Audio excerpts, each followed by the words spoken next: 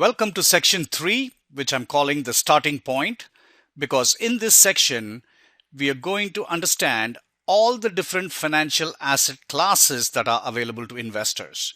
So financial asset classes is just another way of saying various financial instruments. So stocks are an asset class, ETFs are an asset class, bonds are an asset class. So we just call them asset classes, and we're going to get an introduction to all the different financial asset classes that are available both to institutional investors as well as retail investors.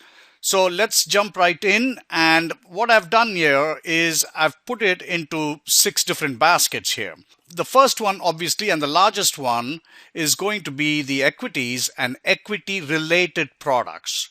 So under this, we have stocks, ETFs, mutual funds, index funds, and there may be some other smaller asset classes that are based on equities. Now, equities is just another way of saying stocks, or basically a share.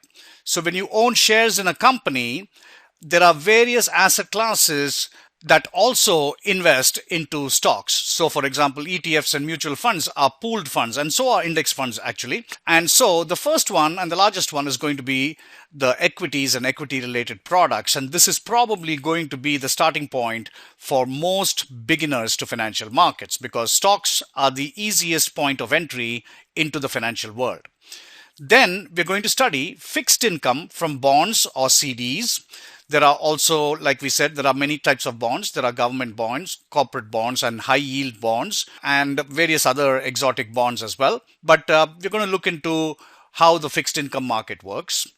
And then the precious metals and commodities. So we've got various kinds of commodities. We've got the industrial commodities like copper and iron. We also have agricultural commodities like corn, soybean. And we also have metal commodities like gold, silver, platinum, etc. So commodities itself has about 3 different baskets in it. In this section, we're just going to provide an introduction, and each of these is going to have its own section where we totally break it down in terms of what are the investment opportunities, how should we look at an investment into any of these asset classes. All of that will be followed in future sections. Then, of course, we have Forex or foreign exchange, which is a very big category. It's probably the largest traded asset class in the world. And then we enter into some of the advanced asset classes like derivatives, futures, and options. There's also various kinds of derivatives, but for this beginner's course, we're going to look at futures and options. Each of them will have their own section.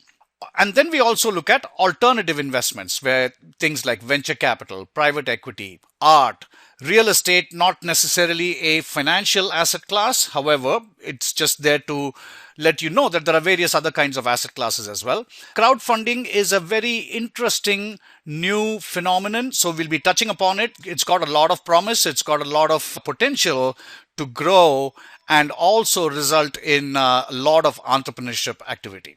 We're just going to go through all these different financial asset classes and provide an introduction here, and then we'll jump into each one of them and take a deep dive and see how we can invest into each of these. Thanks.